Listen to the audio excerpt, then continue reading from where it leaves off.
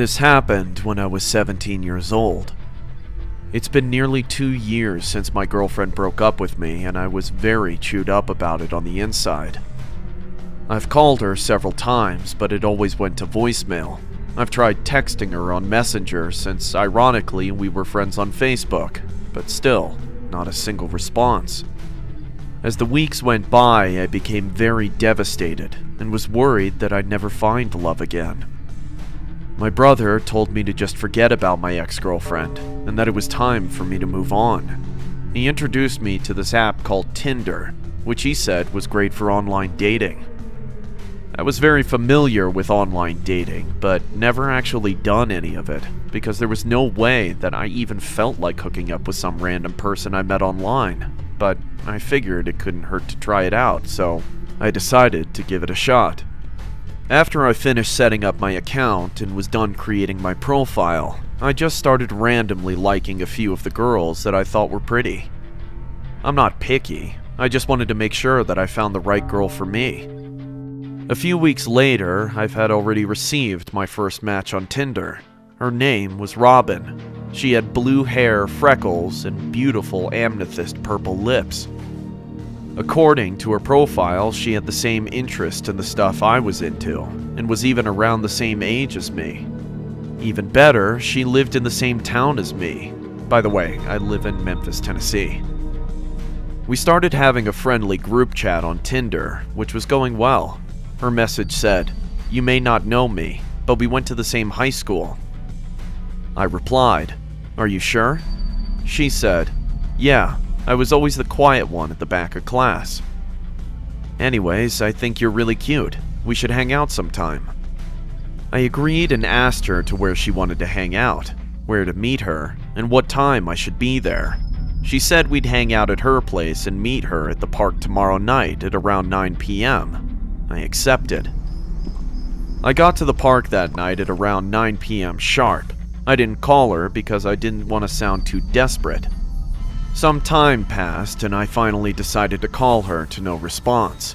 I also tried texting her to no avail as well.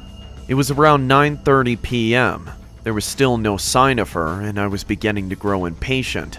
I was starting to think that maybe she wasn't going to show up at all. I sighed and said, "I knew this was too good to be true. She's not even here yet. Screw it. I'm going home. I can't believe I came out here this late for nothing." Oh well, so much for online dating.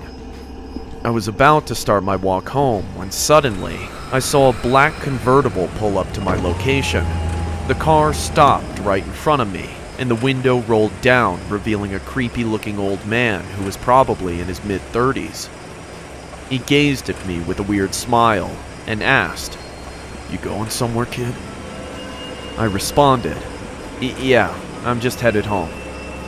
He asked me why I was out there this late, and told him that I was supposed to meet someone, but it seemed like she wasn't going to show up. He said, "Oh, you must be waiting for my daughter." The man, by the name of Jeff, introduced himself to me as Robin's father, and said that Robin has told him a lot about me.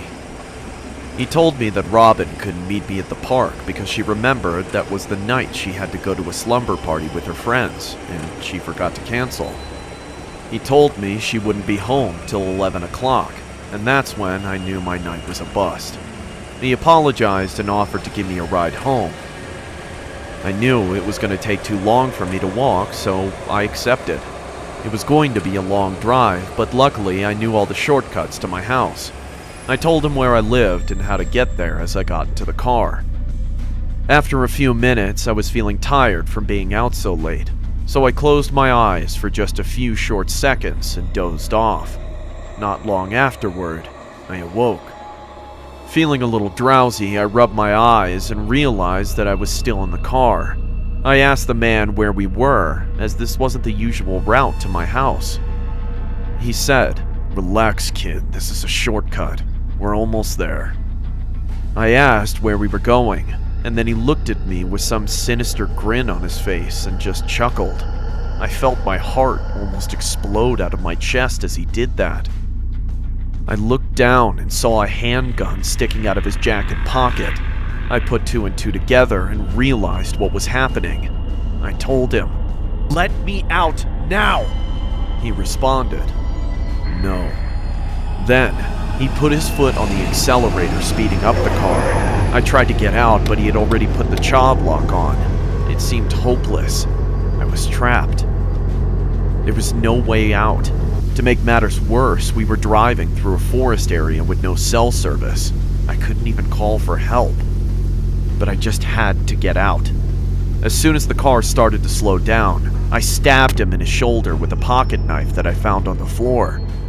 He screamed in pain as I was able to turn off the child lock, unlock the door, and run as fast as I could into the woods. While I was running, I could hear multiple gunshots being fired at me, but luckily not a single one hit me. I never looked back because I had the fear of the man chasing me at the back of my mind. I dove behind a tree and hid under a bush. I heard the man yelling, "You can't hide from me! I will find you!" I covered my mouth with my hands and held my breath, trying not to make a sound. Everything was silent for a while, until I saw the man was looking for me with a flashlight. He flashed it past me multiple times. When I heard his footsteps going deeper into the woods, that's when I knew the coast was clear. I ran, using the flashlight on my phone to help navigate me through the dark and scary woods. In hindsight, I knew that was a stupid move considering the situation. I could hear the leaves crunching and the twigs snapping as I ran, which would also easily give away my position. When the crunching and snapping got louder, I looked behind me and my heart dropped when I saw that the man was chasing me. I ran as fast as I could with the man hot on my tail, firing every single last live round he had in his gun, but thankfully the shots missed again. "There's nowhere for you to hide," he said. I thought I was going to die, until I heard the man trip over something, and I was able to get away unharmed. I kept running until I was out of the woods and back onto the road. Looking behind me then, he was nowhere to be seen, which means I lost him. I sighed in relief, and then I saw a red car driving down the road. I was able to wave it down and told the driver that I was kidnapped and almost killed by some crazy man in the woods. It took a lot of begging, but the driver finally gave me a ride to the police station, and I told the cops everything. Unfortunately, I didn't get the man's tag number, but I gave the police a clear description. After the police had run a search, they told me that he didn't even have a daughter, and that they've been trying to catch this guy for months. As it turns out, he's wanted in several countries for the kidnappings of multiple teenagers and young men. How I managed to escape him is a miracle. The officers kindly gave me a ride home, and I didn't tell anyone what happened except my brother. The man was never found, nor was he ever caught, and they say he's still out there, even to this day, which scares me the most. What's even worse is that I stupidly gave him my address, so who knows if he might try to kidnap me again. Needless to say, my days of using Tinder weren't over after that. The whole incident just made me a lot more cautious from there on out.